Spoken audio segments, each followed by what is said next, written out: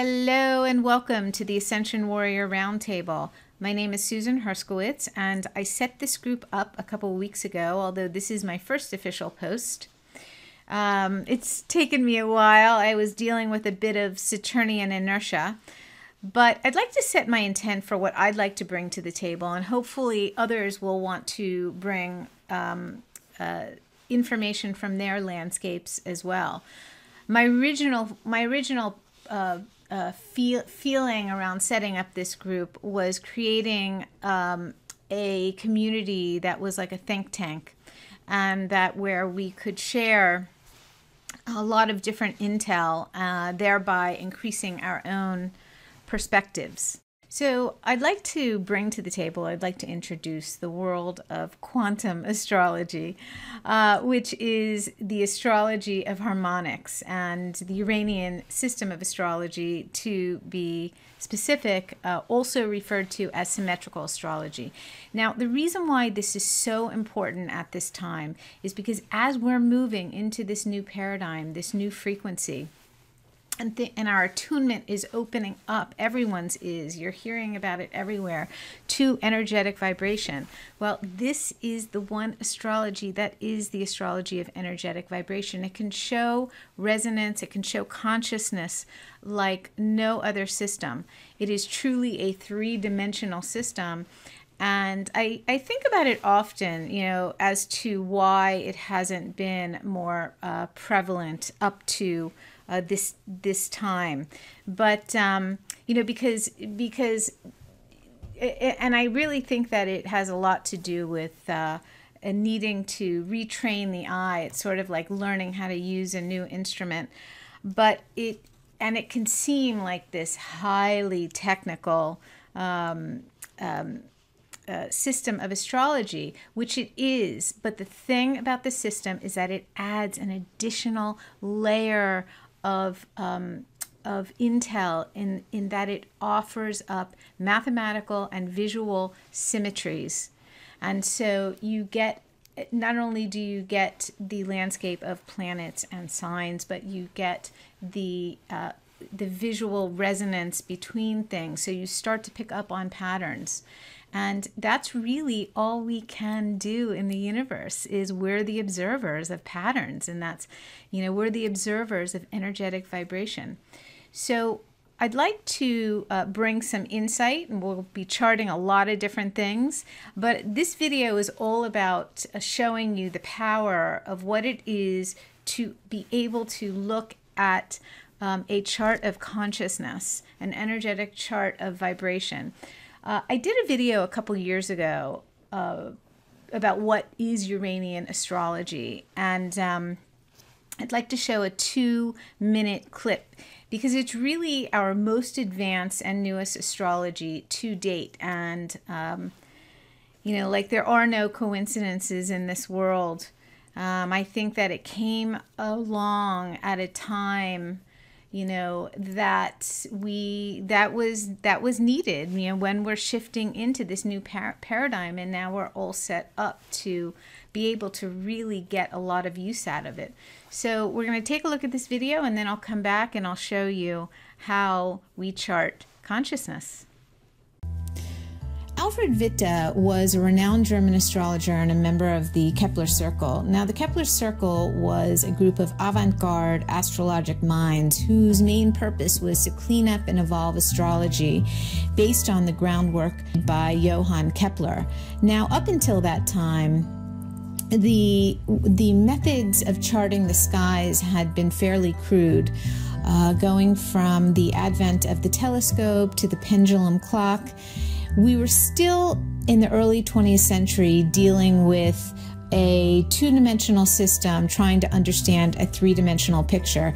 Now, Witte and his colleague Friedrich Seegren were trying to use the traditional system to calculate and predict Russian artillery barrages during World War I based on precise astrological records that they kept. but they couldn't do it.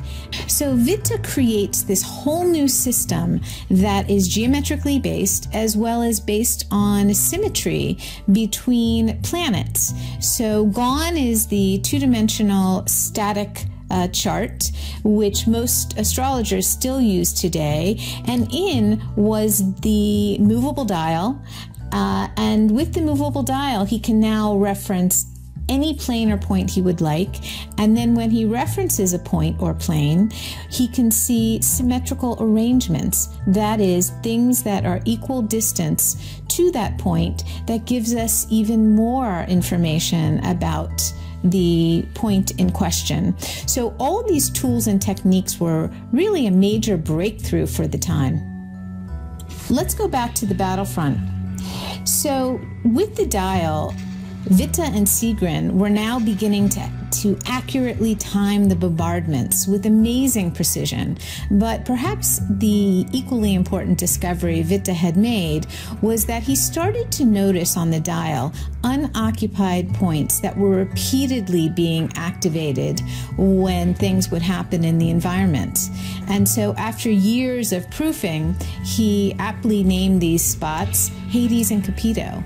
And these are referred to as trans-Neptunian planets in the Uranian system. The trans-Neptunian planets are actually hypotheticals. Now, the physical bodies have never been discovered, but they are points of energy, and from my own personal experience using them over many years in chart analysis, they do add a tremendous amount of clarity and depth to a chart. And it doesn't matter whether you're looking at a natal chart or a chart of a nation. Okay, so as you can see, the dial is this really dynamic system. What you're looking at is the Uranian 90-degree dial. This is the chart of Donald Trump. And before we get into it, I just want to talk a little bit about what we're looking at, in addition to what was described in the video. The 90-degree dial is the fourth harmonic. So harmonics are based on principles of resonance. Like overtones. So they're energetic vibration. And so when you're dealing with the fourth harmonic, you're dealing with matter made manifest. It's the fourth harmonic is all variations of a square, deals with the square. So it is matter made manifest. It tells us about both our potentials as well as our challenges. It's essentially the soul in the outer world. And whether you are any kind of energetic vibration that you are charting, whether they're bombs or the soul of a person or an event, it all has a picture of consciousness. And so that's what you're looking at. Just another word about the dial and the different types of dials that we can take a look at. So this is the fourth harmonic, and we can also speed up or slow down the resonance of this circle. So by speeding it up, we move into higher vibrations, and each vibration means something very different. So, for instance, we can go to the seventh harmonic, which deals with the septile. And the seventh harmonic is all about, shows pictures and the energetic vibration of the chart in terms of our creative thinking, our original insights, our artistry, our inspiration. So essentially it's the non-concrete. We can slow down the vibration, say, to the second harmonic. And what we get is a 180-degree dial, deals with the opposition. So we're looking at a picture more of polarities, yin and yang, higher and lower.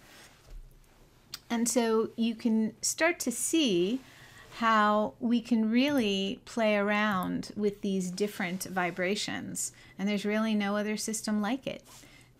Okay, so now in looking at Donald Trump's chart, and I'm just going to give you a sort of a couple minute overview. I could talk for hours on this chart, but just to give you the essence so you see the power of this system. The first point we always go to in any chart is the meridian, and the meridian in Uranian astrology is the moment. It represents the actual moment, and it represents the soul. It represents the soul's essence. It's what you'd really like to manifest, regardless of whether it brings attention and recognition from the outside. So it tells us about your soul's path. It tells us about what you've come to this life to achieve.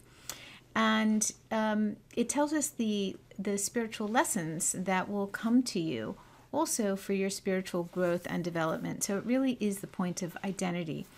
And it also is such an amazing point. It's a point of consciousness. So, and again, it's the moment that you were born. So Trump was born at 10:54 a.m. If he was born at 10:58 a.m., this meridian would shift an entire degree. So the meridian would be right over here. And so if the meridian's there, then the entire picture shifts. So at 10:54, you could see it aligns. Actually, it makes a semi-square, which is a division of a square, to Mercury. But if you were born at 10:58, we're now moving away from the Mercury. It has less energy. And so it changes and shifts not just the Mercury, but the entire picture. So that is why both birth times are incredibly important, but you can see the importance of the time of birth, the resonance, the meridian. So when we go to the meridian in Trump's chart, and Trump's meridian is in Taurus, so you know immediately that power and status are important, but also with that Taurian meridian, it's going to be important valuation, because that's what's important. Remember, Taurus is Venus ruled. Valuation is incredibly important. It's incredibly important, and typically people associate money with valuation, but the deeper meaning of Taurus is our resources, our goods. And this is a theme that gets repeated over and over again energetically in the patterns in Trump's chart. I mean, he has unique talents and abilities and a real ability to see potential. And I think to a certain degree that he's been blocked or has felt limited in terms of how he's been able to express that. I don't think he's selected the right venues because he was looking for valuation in other areas. But we'll get into the deeper meaning of that in a bit. So immediately we want to make note of this major cross axis in his chart, of which Mercury, as well as this configuration of planets, Uranus, Capito, Apollon, are a part.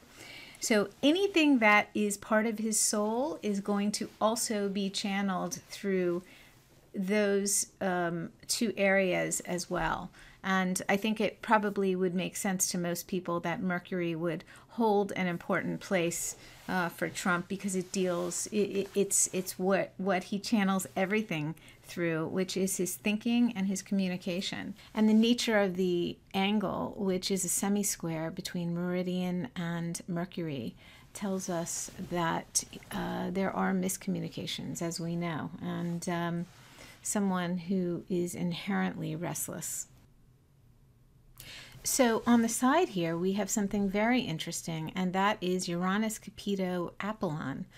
And the Uranus on its own, very independent, very self-willed, does what it wants, when it wants, how it wants. It doesn't want to be told what to do. And you can see it's in this symmetrical picture with Meridian Mercury. So his thinking and his communication are always coming into play.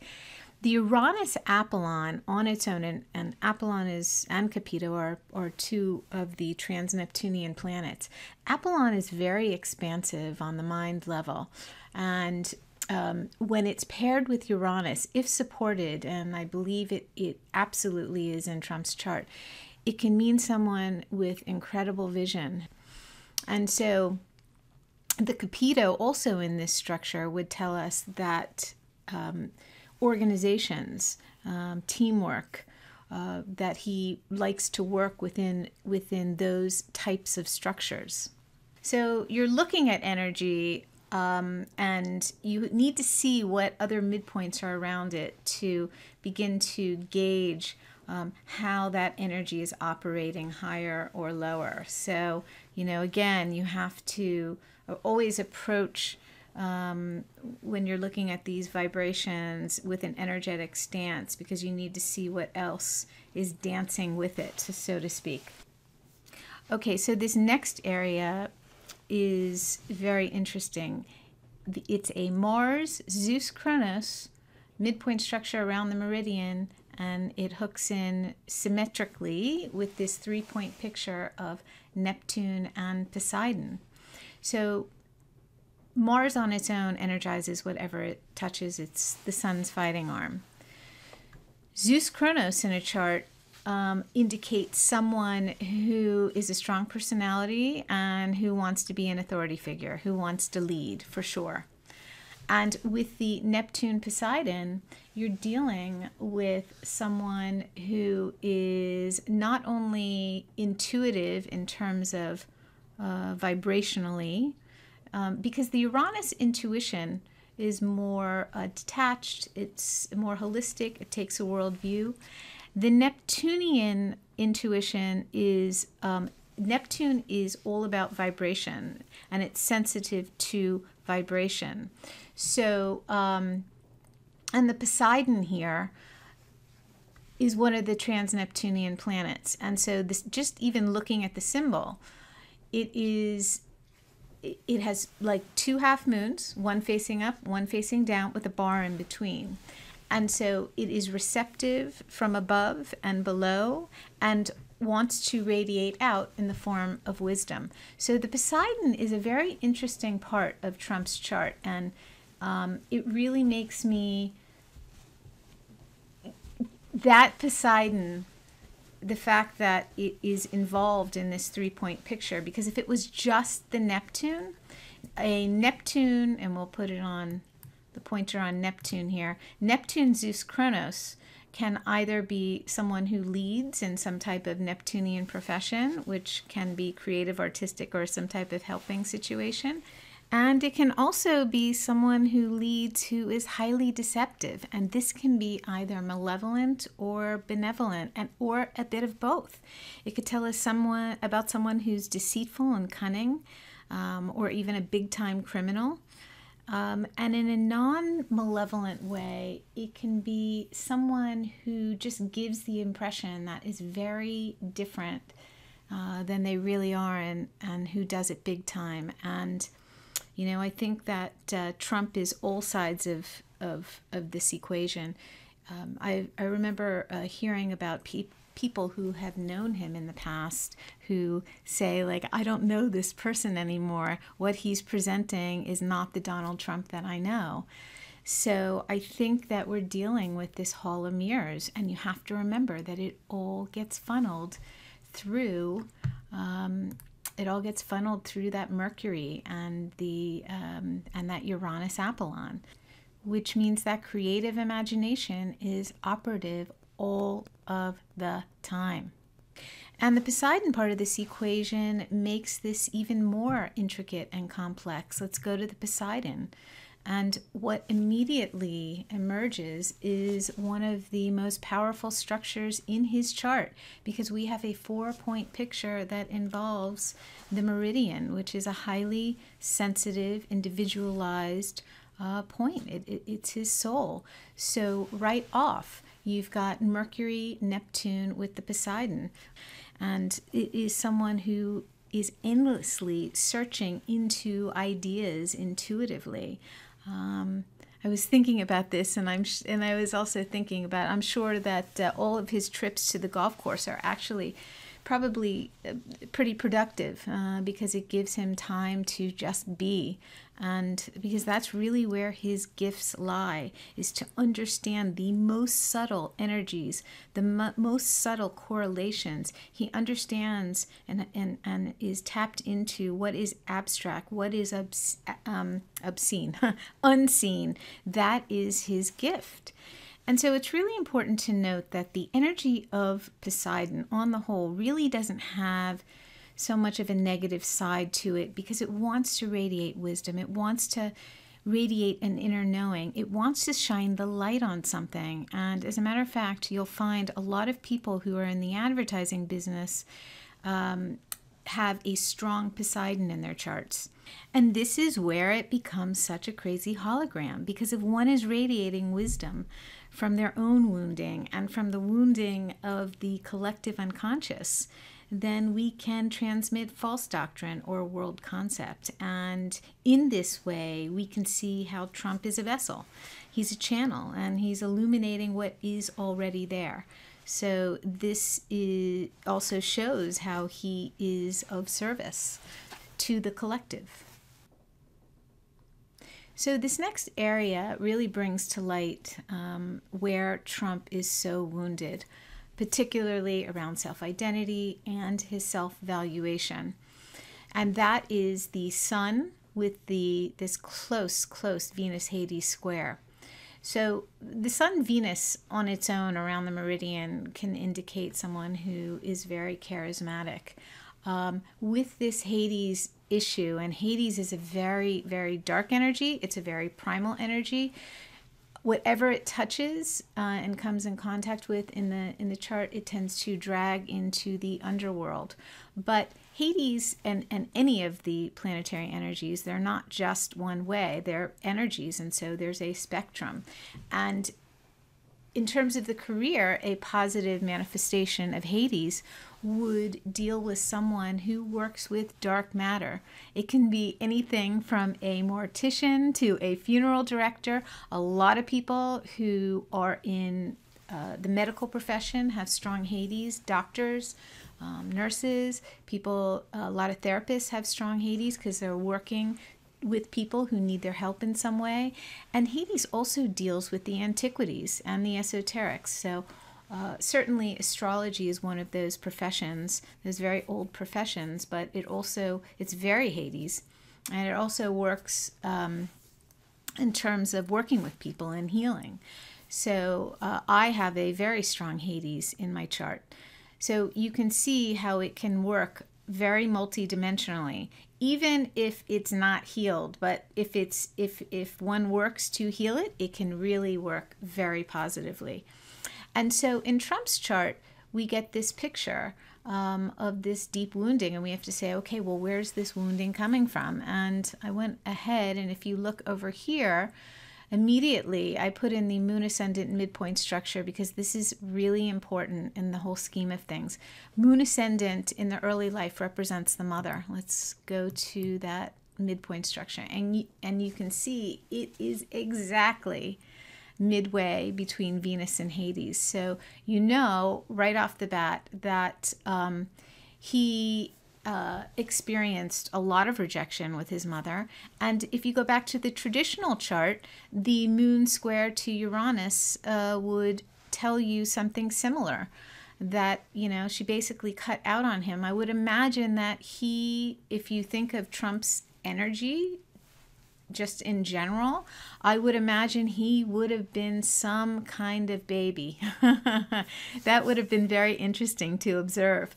But so you see that equation, and then we can go over to the moon, because the moon also represents the mother. It represents the emotional unconscious and the habits and the patterns that were formed in the early life with the mother. And right away, you can see this very strong structure of meridian admetos around the moon. So he is distanced. I think he experienced so much rejection, he sort of distanced himself from the whole emotional area. Doesn't want to deal with it, doesn't want to go there. And so that is a very interesting picture of you know, that is coming to light. Also, and I want to pull this midpoint structure up. If we go to the Sun Chronos area, because I know there's so much written about his father and his impact, and the impact on Trump's life. But, you know, midpoints don't lie, and so you can see very, very early on that there was difficulty with the mother. But even with the father, this whole Venus-Hades situation plays in again, but with Admetos. So you get a Hades-Admetos configuration around the father. And so this would also tell me that there was something. Hades-Admetos is a very karmic midpoint. It represents karma, and it represents sort of real kind of scant circumstances. You know, I don't think that he got a lot of praise from his father either. But in any case, while the Sun Chronos represents the father in the early life, as he gets older, it's his chart, so it represents him. And so that would also say that there's something karmic in terms of valuation. There's something karmic that he needs to bring forth. And this whole area around the Hades-Admetos, which is the karma, makes a cross aspect to the world axis, which is the Aries axis.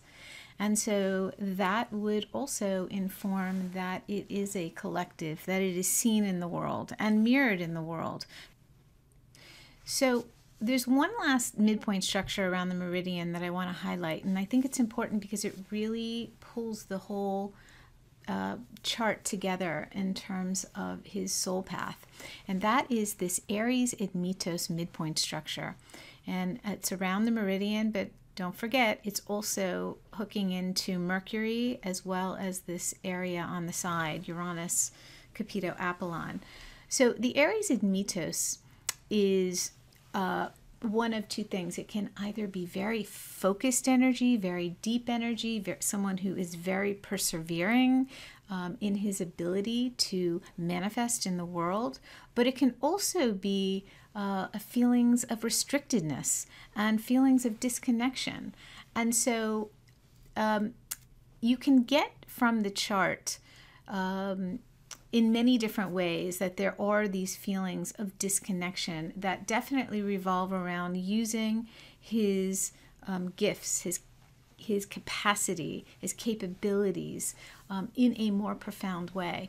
And in fact, when we go to the Admetos point to give us more information on what's really going on, because whatever Admetos touches, it tends to deepen the energy, or it can block the energy and create inertia.